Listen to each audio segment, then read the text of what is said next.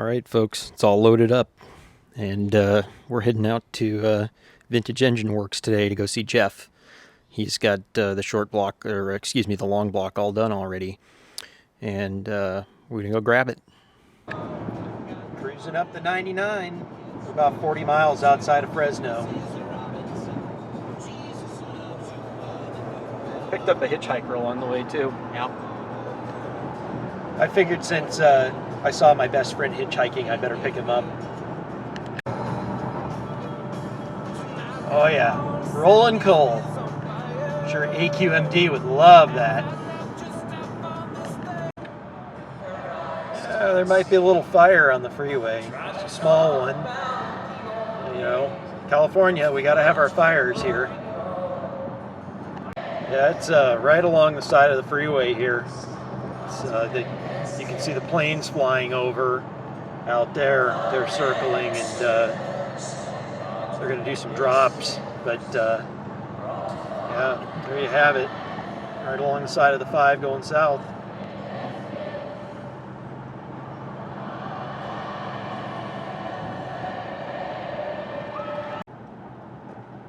Well, we're just finishing up the trip here. Dropped Dan off already. It was nice of him to come along.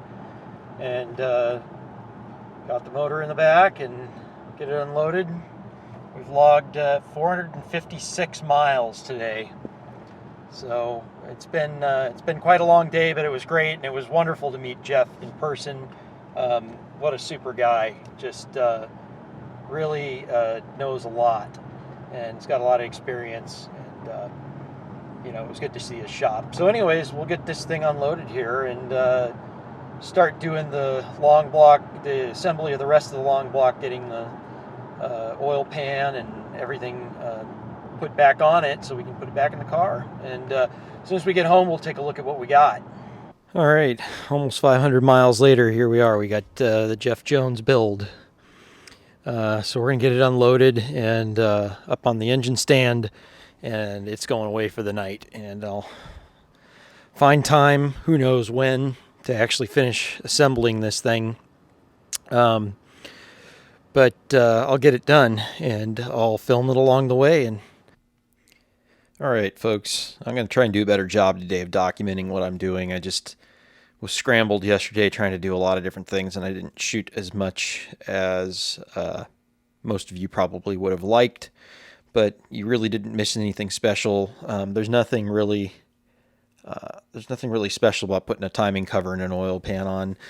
You'll notice too, these 2 bolts that I have right here, I use 2 of the old ones just for now. This is where the power steering pump mounts to. So for now, I just want to get it secured.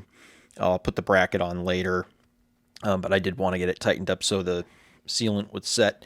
Like I mentioned, I do believe in putting sealant on the cork gaskets. I find they do leak if you don't put anything on them. Some people swear by cork. I've never had it seal without putting sealant on it. So anyways, this is the 2-groove balancer that we moved to. This is something that Jeff recommends, and I agree. It's got a lot more rubber to hold it. And I need the 2-groove for my power steering, but you could run a 2-groove even if you don't have power steering. It's not going to hurt anything. I did buy new hardware for this thing. I don't remember if I mentioned that or not, but from AMK, they make all original hardware for this thing, which is great. And it's not terribly expensive. So anyways, I did get a new damper bolt for it. And here's the problem. Not a hard problem to fix, but it is a problem. Set that down. Here's the washer. This washer fits perfectly in a single groove balancer. Doesn't fit in here. See that? It's too large. It needs to be turned down. So I could get a different washer, but this is kind of a special washer. It's super thick. I could probably run over to my local Ace. They've got really a great selection of hardware, but I'm going to show you an easy way to do this. Now, I've got a lathe. I could chuck this up on my lathe and I could probably turn it, although I wouldn't do that. But I could chuck it up in my lathe and use a grinder. I could show you how to do it that way. Or the best way that I'm going to show you how to do this is going to be using my bench grinder and a drill, because that's what most of you are going to have at home. So what we'll do is we'll chuck this up in a drill, and we will use the bench grinder to turn it down, and I'll show you how to do that. And I'm guessing I'll probably take some measurements because I'm a measurement kind of a guy, but I'm guessing I probably got to take about 1/8 of an inch off of it. So we'll grab the calipers real quick and we'll just check this. All right, as usual, I'm doing this one-handed, so forgive me. I got just grab my big caliper here because it'll fit, and it's handy. All right, we're at about, that makes sense. This would be about 165, just a little bit larger than that. Yep, 165-ish. All right, let's take a look at our, this is probably 1 3/4, I bet. 1744, so yeah, 175. So we got to take about 110 thousandths off of it. Yeah, that's quite a bit. It's enough where it's not just, you can't just file it down, and it's not exactly the most clean cut. So this is real easy. Like I said, we just chuck it up in a drill and use a bench grinder, and I can turn this thing down pretty easily. So we got to take about, we'll probably take 110 off of it. We'll start with 100, take some measurements, probably take 110 off of it. It's not a real big deal, but it's something that you can do at home. So that's the balancer. With the 2-groove balancer too, mine had another timing marker. I don't know why. It's a factory timing marker that bolted right here that came over this. That interferes with the new balancer. This new balancer is on all the way, and it lines up perfectly, and it does clear here. So I don't know. So I left that off. Let me see what else. We're going to do that. I'm probably going to put some little bit of yellow paint on the timing marks there. We'll get the water pump installed. I use a little bit of ultra gray. I find that ultra gray works really well with coolant. And it's really just to hold the gasket in place when you're trying to put this together. I did buy new hardware. This one goes into the water jacket, as does this one on the thermostat housing, but this does not, and these two do not. Fords are just kind of a little bit, sorry, these two right here. Fords are just a little bit kind of odd that way. Chevys, everything seems to go into a water jacket, so you just put sealant on everything. So that'll about do that. We're going to get the side cover plate on here for the fuel pump because we won't be using that. And then the oil pressure gauge, I'm probably going to put that on, and then I'm going to see if I can fit the flex plate in here. I don't know if I can or not. I think I might have enough clearance to put the flex plate in. The reason why I want to do that is because I want to get the bolts in the back of the crank and get some oil in this thing and spin it up and see if we get oil pressure. I do want to pump up the lifters and just double check the preload with them pumped up. And I want to do that all before I put the motor in the car, because once it's in there, if there's a problem, that's a real headache. If it's still out, I like to prime them up before you ever drop the motor into the car. So we're going to go ahead and we're going to work on that goal, getting everything sealed up that needs to be to prime the oil pump. All right, so here's the setup. We put a bolt, just some hardware I had laying around, bolt the nut, get it nice and tight so it doesn't slip, chuck it up in your cordless drill, and then this is what we'll be doing, and I'll get us set up on a tripod here to do it, but this is what the setup's going to look like. We've got our bench grinder. The grinder is going to be running one direction, and the drill is going to be running the other. All right, let's make this happen.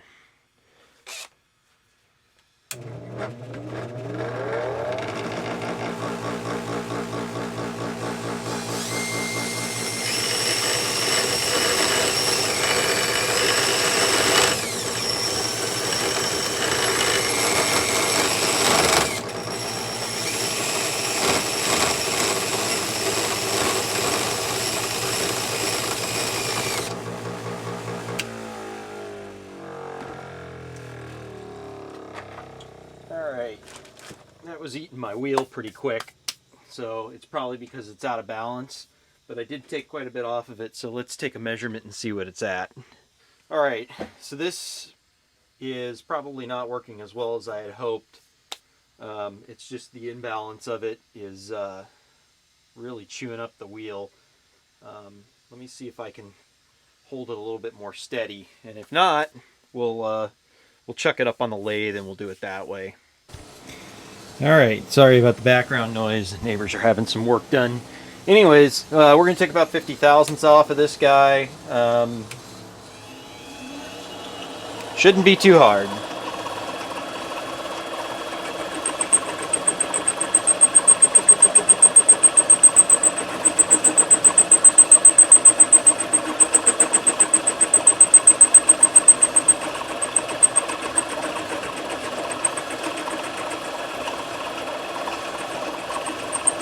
And this lathe is not, this is a terrible lathe. It's great for this kind of stuff, but do a little auto feed here just to get a nice clean cut, about 10 thousandths more.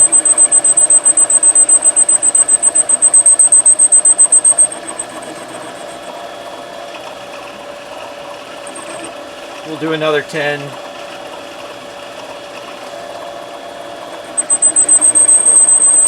This is not critical if you hadn't noticed. I'm not even using cutting oil on it. All right.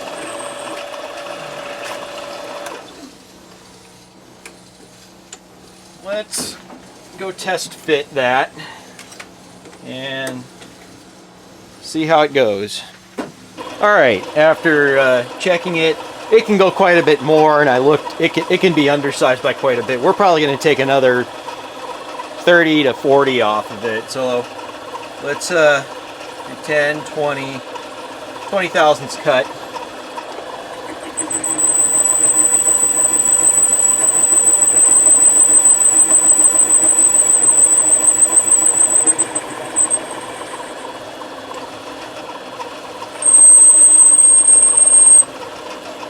See how untrue this thing is when I back it up? That's from it rocking. That's how terrible this lathe is. But for this, like I said, for this kind of stuff, it's fine. Let's take another 20.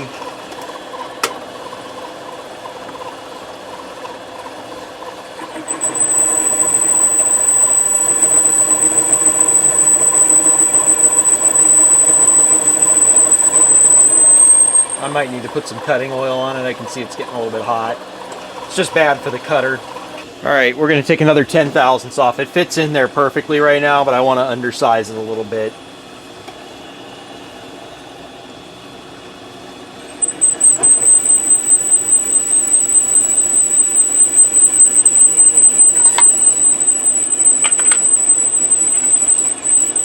Let's put a little bit of oil on there. Not that critical. All right, that's a nice cut.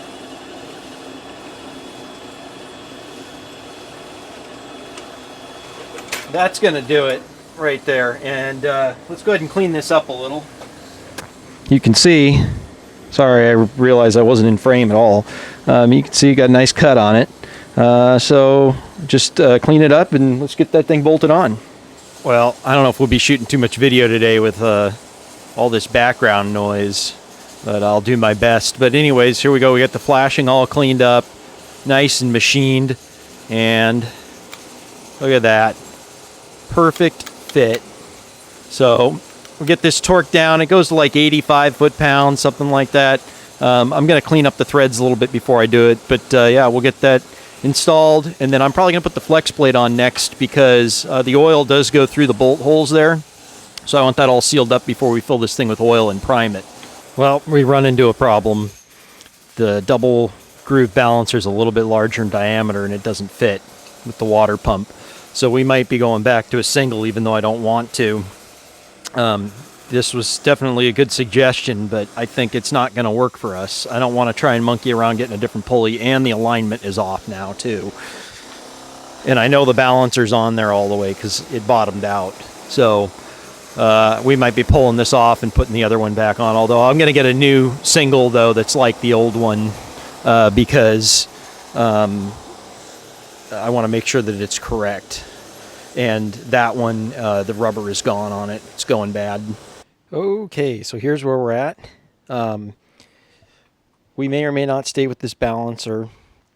So I found out from Jeff that the newer 2-groove doesn't work with the older 2-groove water pump pulley.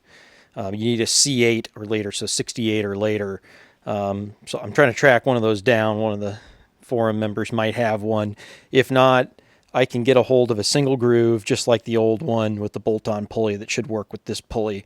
So one of those two things will be the solution. Worst case scenario, if I can't find anything, I can just use the old balancer, but I really want to do that because it's shot. I mean, it should be replaced, but I think we'll be able to work it out. Power steering bracket installed. I did pick this up from another forum member. It's powder coated already. He had powder coated it, got it from something else. So I was able to eliminate the smog bracket that was up here because we don't want that anymore. So I got that. This all lined up like it should have. No real problems there. That all looks good. The pulley alignment, I was looking at the alternator. It looks like it might be right. So I know the balancer's on there all the way. So that should be okay. This, it's hard to tell because I can't get the water pump pulley on there. So we won't know until we have the right pulley or balancer. I'm not sure which. Oil pump drive shaft is in there.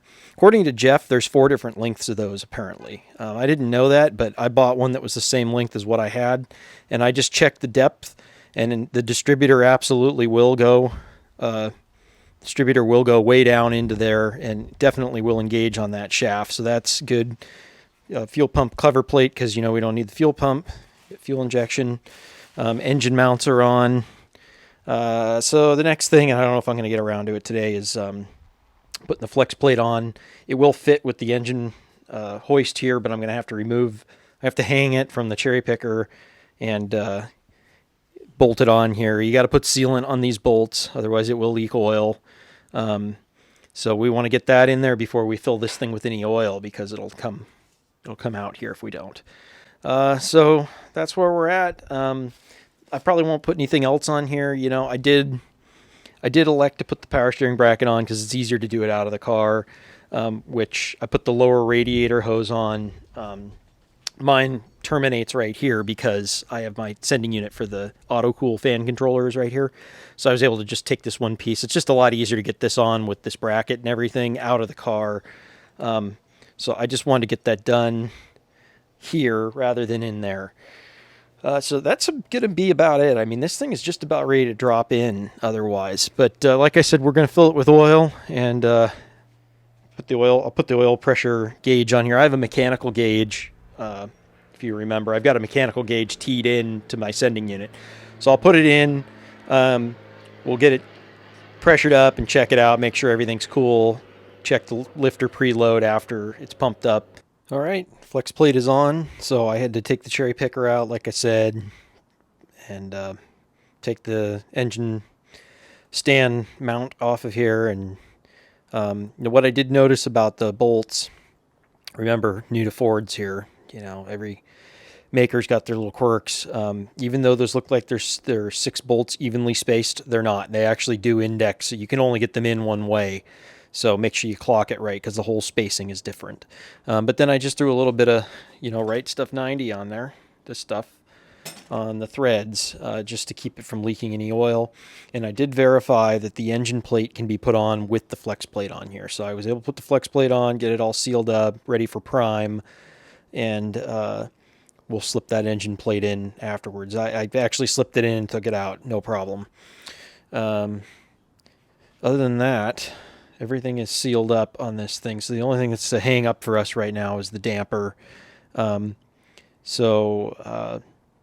The guy that was looking for a water pump pulley, you can't find it. So I went ahead and I ordered the ACP single pulley damper, which I didn't really want to do, but it's the only one that's really going to fit on here right without me trying to find another pulley somewhere. And honestly, it all lined up before. All this geometry worked, and I don't really want to screw with that. So, I'd rather have the double, but it's not the end of the world. It was this way for 60 years. Why can't it go for another 60, right? All right, well, we're waiting for the balancer. We're going to go ahead and check prime on this thing. It's only a few days till I drop it in, so we might as well just go ahead and do this. and I want to make sure that the lifter preload is right, because a few of these lifters are really loose. Jeff says that they're all right, but I'm just a skeptical person. So I want to make sure that these get pumped up and that the preload's correct. Some of these are pretty loose. So I put 3 quarts in it. I didn't fill the filter first, so it's going to take a little bit to fill it up. We may have to add a little bit more. I'm just trying to put a minimal amount of oil in it to check this thing, but so it may take a minute to get pressure, but let's go ahead and give this a shot. This is a oil priming rod for this motor. You can use a socket, I think, but I don't know. I wouldn't want a chance losing a socket down in there, so. All right, well, we got resistance, so that's good. There we go. 40, that's great. So, and I can hear it's already coming out. I can see it coming out. So that's great. Came up quick. So we'll go ahead and we'll check these lifters. Now, I'm going to have to move these lifters up and down a few times. If I'm not going to rotate the engine, I'm going to have to pump them up. So, and I'm already losing oil everywhere. It's coming up I'm making a big mess, but that's okay.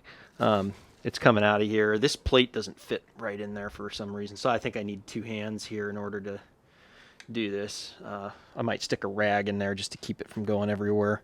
But I'm going to pump it up, and I'm going to see if I can't get these lifters to pump. All right, so this is actually almost kind of laughable because I get to pick on Jeff. And I'll certainly defend him because he was writing a tech article building my engine, and he made one minor mistake. He put 2 push rods in that were 8.29 instead of 8.35 because he was using both to explain in the article about lifter preload and everything. So I find it kind of hilarious. And Jeff immediately is drop shipping me push rods for it, which is, it's totally fine. It could happen to anybody, but I'm laughing a little bit because, you know, I can. Anyways, but yeah, we got 45 PSI. It primed immediately. No problems there. You know, it means that the cam bearing's in right in the rear because that's how this gets its oil up through this shaft here. It means it's getting past the bolt, no problem. You know, those are always kind of questionable things that, you know, don't necessarily go right, although I'm not going to worry about it with Jeff. But anyways, we're good. We're good. You just got to wait for some push rods. It's very, very easy thing to fix. These get torqued down to 35 foot-pounds. If you do ever take these off, just take them off evenly. You don't want to like lift one side because you can actually bend the shaft rocker. Anyways, we'll just get the right push rods in there. Jeff said, I'm sending you a whole set. Only a couple of them are wrong, but he's drop shipping them from his supplier in Anaheim. So we'll have those the next day or so. I'm still waiting for the damper anyways. My prime thing, you know, is about 250 thousandths too big, a 1/4 inch too large. I had to stuff a rag in here in order to run it, filled that up with oil, you know, in the process. No big deal. It worked fine with a rag in there, but that's stupid. It's probably because it's just a standard Ford one, and the distributor hole is a little bit smaller on the 6-cylinder versus a V8. So you just keep that in mind. If you buy one of those, it might do that. But we're going to go ahead and we'll cover this back up, and we're just going to leave it till we get the push rods. Probably be here tomorrow. Oh, and by the way, I did go ahead and turn this down to 1.295. The hole is 1.3. This is an OEM Tools 27062, and I get the feeling this is probably the one for like a Windsor or whatever. But it's much too large to fit in here. This piece, the seal part. But yeah, look at the fit there now that I turned that down. So that's just a quick tip for you. You know, if you got a little lathe or friend that's got a machine shop, you can get that turned down. So we got updates. I got the balancer from Kentucky Mustang. It's this balancer right here, the ACP single balancer for 64.5 through 67, and it fits perfectly. As you can see, we've got it all bolted up. Checked alignment. Everything looks pretty good. It may be off just a hair, but not enough to make a difference. And if it really is all that critical, you can always put a spacer. They make water pump spacers. I think, looking at this though, I think it's going to be just fine. And no problems there. So that's all good. We did we did get the new push rods. Jeff is a man of his word. He drop shipped them. They were here today, and I checked them all. They're all the right length, so I went ahead and dropped them in and retorqued the shaft assembly, checked the preload. With the oil pressure up, everything looks excellent. This motor is ready. So the next step is just dropping it in, and that's just finding time. And, you know, I could do it myself, but it'd be better if I had a hand. So once we've got, once I get a friend to help me or something, this thing's going in. And so with that, I'll probably break this off here. We'll do a separate video for the for getting it in. It may include the first start. I'm not sure. It all depends on how well it goes or doesn't go. If everything lines up real well and it all drops in easy, there's still a ton of work to go. I'm going to show you once we get the valve cover on it, once it's in the car, we're going to check the throttle linkage and where that's going to route. The brake booster needs vacuum, as does the PCV, and there's only one vacuum port. The way that Jeff modifies the head, there is not a port on the manifold anymore, so that's kind of a problem. Jeff said if it really is an issue, I can pop this plug out here, and he can machine me an aluminum one with a 1/4-inch NPT in it. So if we have to do that, we will, though. But I think what I'm going to do is I'm just going to try and tee it into the sniper, because it's got a vacuum inlet on it. And we'll tee the two of them in there. We'll see how it works. Generally, you got high vacuum when you use your brakes, and you know, the PCV should function normally when you're driving, and it's going to be mostly closed when you're under high vacuum. Well, actually, under high vacuum, I got to think about that for a second. The PCV is going to open under, well, it's actually not. It's based on crankcase pressure. So yeah, under high vacuum, the PCV is going to be closed. It's going to be in low flow, and the power brake should work fine. So we'll just tee that in there. We'll see how that ends up working out. The vacuum modulator, we will put that into the base of the sniper as well. It's got a manifold vacuum port for that. All right, so we'll wrap this one up, and next one's going to be cherry picking this thing into the car.